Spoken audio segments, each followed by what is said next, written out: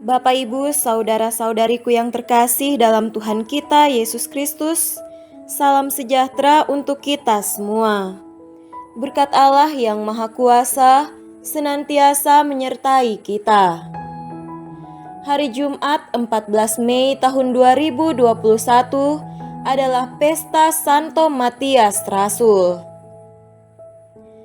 Melalui pemilihan yang diusulkan oleh Petrus, Matias dipilih menjadi rasul untuk menggantikan Yudas Iskariot yang mengkhianati Yesus. Dalam pemilihan tersebut, terdapat dua calon, yaitu Yusuf yang disebut juga Barsabas dan Matias. Kedua calon tersebut diajukan karena dinilai selalu bersama-sama dengan Yesus sejak pembaptisannya sampai ia naik ke surga, sebab seorang rasul harus dapat bersaksi tentang sabda, karya, dan kebangkitan Yesus. Setelah mereka berdoa bersama dan membuang undi, akhirnya pilihan jatuh pada Matias. Semenjak itu Matias menjadi penggenap bilangan ke-12 rasul. Merekalah yang menjadi pengemban utama tugas menyebarkan kabar gembira ke seluruh penjuru dunia. Matias dilukiskan dengan sebilah kapak dan buku putih terbuka yang bertuliskan Super Matiam.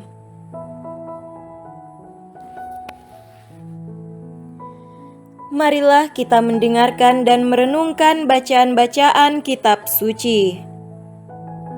Bacaan pertama dari Kisah Para Rasul, pasal 1 ayat 15 sampai 17, dilanjutkan dengan ayat 20 sampai 26. Pada hari-hari itu, berdirilah Petrus di tengah-tengah saudara-saudara yang sedang berkumpul itu, kira-kira 120 orang banyaknya, lalu berkata, "Hai saudara-saudara, haruslah genap nas kitab suci yang disampaikan Roh Kudus dengan perantaraan Daud tentang Yudas, pemimpin orang-orang yang menangkap Yesus itu.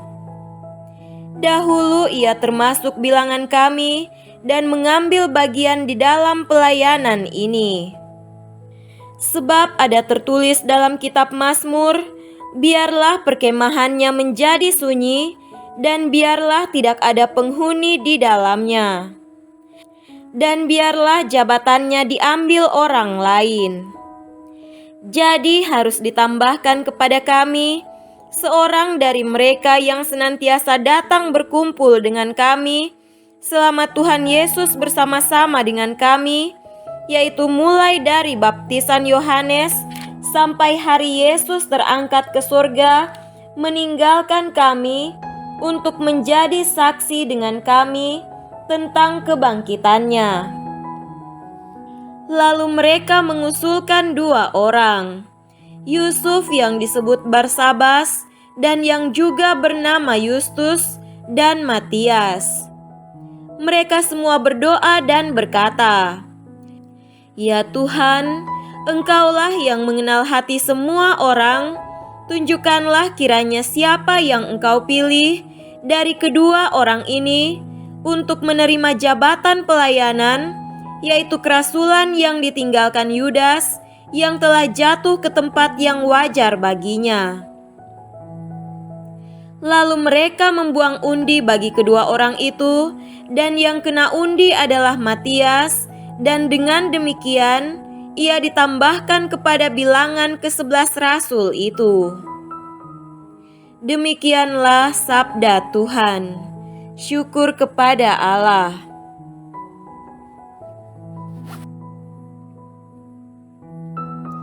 Tuhan beserta kita sekarang dan selama-lamanya. Inilah Injil Yesus Kristus menurut Yohanes. Dimuliakanlah Tuhan.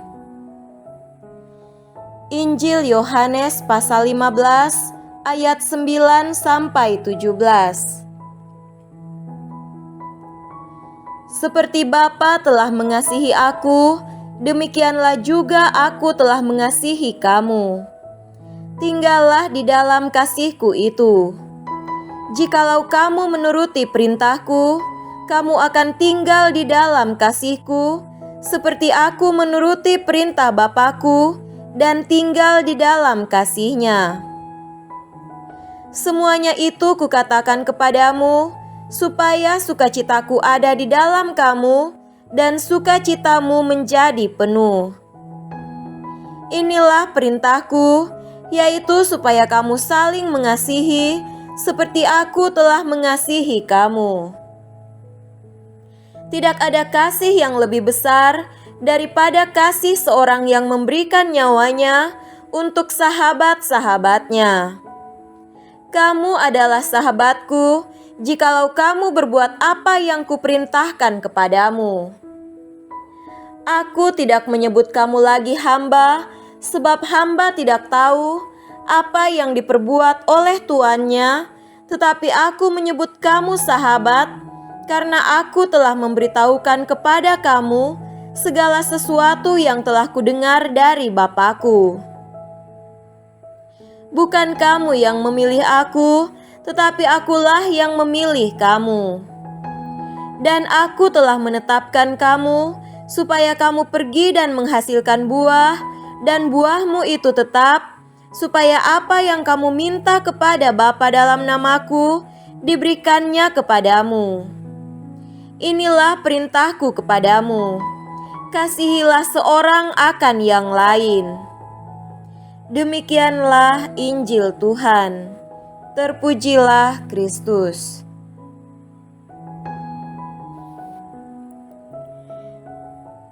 Saudara-saudariku yang terkasih dalam Tuhan kita Yesus Kristus, tema renungan kita pada hari ini adalah perintah untuk mengasihi. Pesan atau amanat yang biasanya disampaikan pada saat perpisahan merupakan pesan yang penting dan bersifat mendesak. Dalam konteks itulah, Yesus menegaskan pesan kepada para murid-Nya untuk saling mengasihi. Maka tak mengherankan jika pada saat perpisahan itu, dengan sangat tegas Yesus mengatakan, "Inilah perintah-Ku kepadamu, kasihilah seorang akan yang lain." Saudara-saudariku terkasih, memahami makna pesan Yesus, mengapa kita perlu hidup saling mengasihi? Yang menjadi refleksi ialah, yang pertama, karena itu adalah perintah. Yesus memberi perintah kepada kita untuk saling mengasihi. Perintah selalu berasal dari otoritas yang tertinggi. Oleh sebab itu, apa yang diperintahkan harus dilaksanakan. Perintah selalu mengandung ganjaran. Kalau perintah tidak dilaksanakan, maka ada ganjarannya. Demikian sebaliknya. Kedua, karena dunia di sekitar kita haus akan kasih, yakni penyakit paling menakutkan itu bukan COVID-19, TBC ataupun AIDS, melainkan perasaan tidak dikehendaki, tidak dicintai atau dikasihi, dan tidak dipedulikan atau tidak dianggap ada. Hal yang lebih buruk daripada dibenci adalah dianggap tidak ada. Karena jika kita dibenci, paling tidak orang dengan sendirinya menganggap kita ada. Ya, dianggap ada, dihargai, itu adalah kebutuhan dasar setiap manusia. Kita dapat mengobati penyakit fisik dengan obat-obatan, tetapi satu-satunya obat untuk kesepian, keputusasaan, dan hilangnya harapan adalah kasih. Banyak orang di dunia ini yang mati karena kurang makan, tetapi lebih banyak lagi orang yang mati karena haus kasih sayang. Banyak orang yang merasa ditolak oleh keluarga atau lingkungannya dan membuat mereka merasa sendiri. Ya, Dunia haus akan kasih di tengah menggilanya egoisme dan sikap acuh tak acuh. Saudara-saudariku terkasih, dunia menantikan orang-orang yang bersedia menyatakan kasih itu. Siapa lagi kalau bukan kita? Bukan dengan perkataan atau dengan lidah, melainkan dengan perbuatan dan dalam kebenaran. Maka, buatlah sebuah komitmen untuk melakukan sesuatu kepada mereka dan kerjakanlah dengan tulus. Renungkan pula mereka yang entah kenapa sangat tidak kita suka, yang membuat kita selalu jengkel atau cemburu atau marah.